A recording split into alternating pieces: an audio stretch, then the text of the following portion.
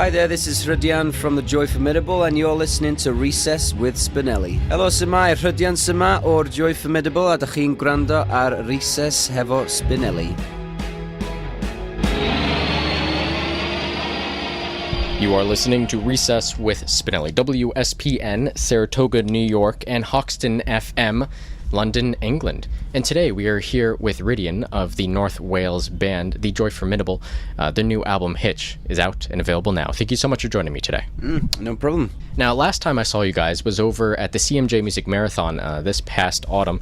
And the one thing that stuck with me was the energy that you had on stage, especially the energy between bandmates, the interaction that you guys had. Is this what you try to do for every single show, is show that same energy and interaction? You know, it's not a put-on thing for us. I think, you know, we just lose ourselves in the music, you know. It takes over because it means something to us. It's not a job. So it's hard to say what we're gonna do, when we go into each gig, but we'll definitely get lost in it, that's for sure. Now, actually, how do you prevent each gig from just turning into just a regular job? How do you get lost in it? How do you keep it fun and exciting and new? I think that's pretty simple, really. I think you have to stand behind what you've written and not do it for any external kind of agendas, you know. Fame or money or compromising with what maybe a label or other people want you to write. I think you have to write from the heart, and then that's the fuel that pushes you on for making each show kind of, you feel the lyrics that you're singing. Do you know what I mean? I think it's pretty straightforward, to be honest. Yeah. One of the other things regarding interaction with bandmates that I definitely noticed on the new album, the lead single, Last Thing on My Mind, I think you guys left about 30 seconds in of what almost sounds like setting up for the song. Did you leave that in to kind of show folks that connection? Yeah, this album was, we hold ourselves away in North Wales. We set up our own studio, and I think in different ways we wanted to get the listener into what space we were in, really, you know, and some of that is some of the mistakes and, you know, capturing the atmosphere maybe of the room, all these kind of things that I think make it for a really personal and intimate experience, you know. Now, you guys did this all on your own, right? You didn't have like a producer or a master or anybody else in the room? No, we've always produced ourselves. We've collaborated with other producers in the past, but we're very clear, really, on our vision with each album, and it was absolutely what we wanted to do. Just the three of us in a room in North Wales, going a bit doolally by the end, but it's all good, you know. Do you find it could be potentially difficult at times to remove yourselves from the work without having somebody else looking over your shoulder, to look at it from an objective view, if you will? That definitely does happen with some bands, but I think you just have to be truly honest with yourself. We're not against collaborating with producers. I think it's important, actually, that you do step away from it, but we did do that, you know, and we got Alan Moulder in to mix it, which we were really excited about. So, you know, we didn't do every single process, but that's the way we've always done it anyway, you know. I think the key thing is to know what you want at the end of it, and if you're struggling, then having someone there helps, but I don't feel we struggle, so it's all good. So how did this differ, doing this in North Wales, compared to Wolf's Law, which I believe you did in a cabin in Maine? You know, going back home, it kind of felt that it added to this feeling of going full circle. There'd been a lot of changes with the band, me and Ritzy not together, and a different label, different management, so many things kind of in a way, fresh new starts. And I think going back to where we started was had some kind of emotional gravitas to it somehow, and we really connected with our kind of homeland again. I think that must have seeped into the music somehow.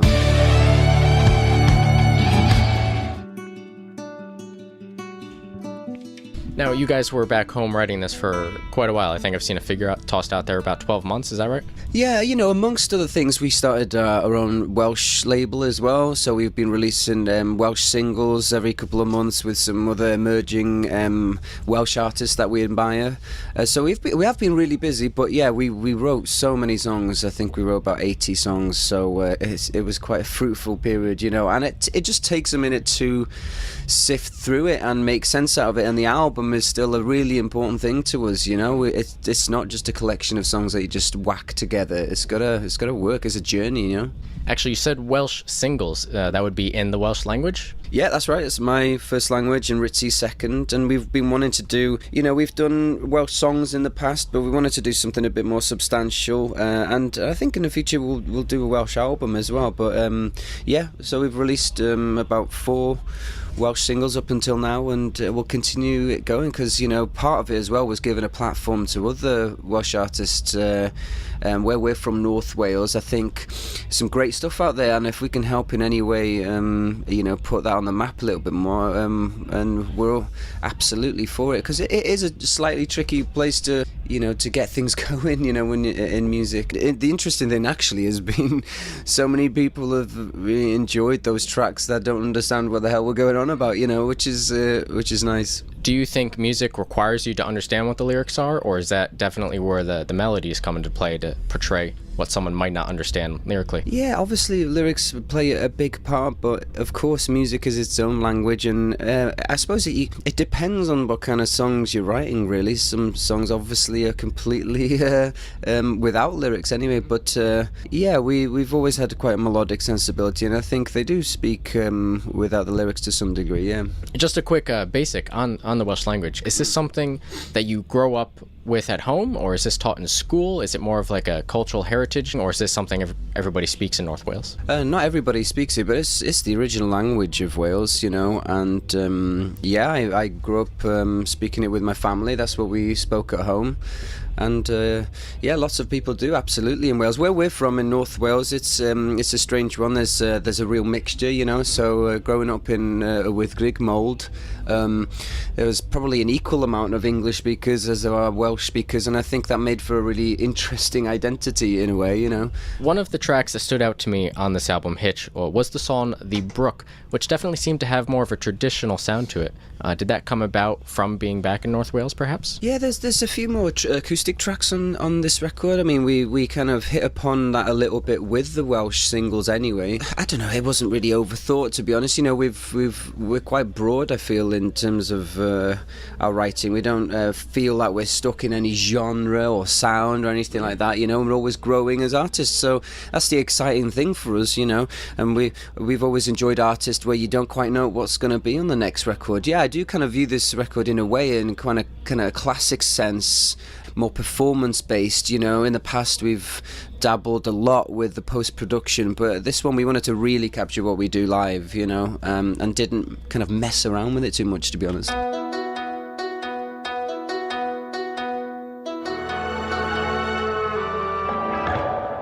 Now, the band is also definitely known for touring a lot. Do you ever find it difficult at times to kind of slow yourself down and get back into the writing part? I think that's why we also took a minute off the road. I felt like we needed it as well. We'd always toured a hell of a lot right since Matt joined, you know, not really been off the road very much, and I think it was important for us to do that, you know. We love touring, but yeah, it is important, like, just with anything, of course, that you step away occasionally, you know.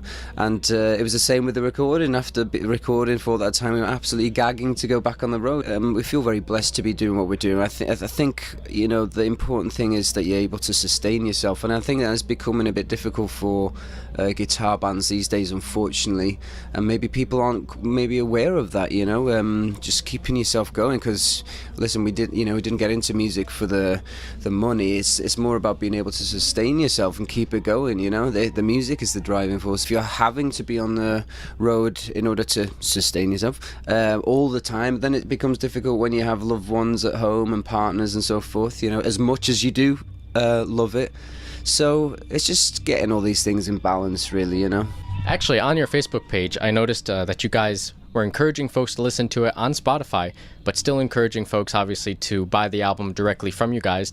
Have you found it more difficult to actually sell the music, and the touring is definitely becoming more necessary? Well, you know, of course, the sales of music albums, you know, has decreased a hell of a lot for everybody, and, you know, in general, over the past, God, what is it, 30 years, maybe, whatever. Yeah, you know, I suppose culture's changing a little bit, and I think what we definitely promote is if you're a fan of something, go directly to the artist and buy it. Yeah, because this isn't just for us. This is for, I think, as a whole culture now. I think it's really important because, as I said before, you know, it is a bit difficult for artists of a certain level these days. And so give as much support as you can, because, you know, so many companies are making a huge amount of money off the artists, and actually sometimes the artist can be the last one you know, getting that check, if you like, and it isn't very much. So try and boycott all those big corporations. I would say that in general, really, you know. All right, so it looks like things are just about starting here at the Live at 5 in Albany, so we should probably bring this to an end. Is there anything else you would like to add? Any final thoughts? Well, we've just been looking forward to catching up with you all on the road. We're still touring at the moment in support of Hitch, our latest album, and you know, we've got quite a lot more dates coming at the end of the year. We're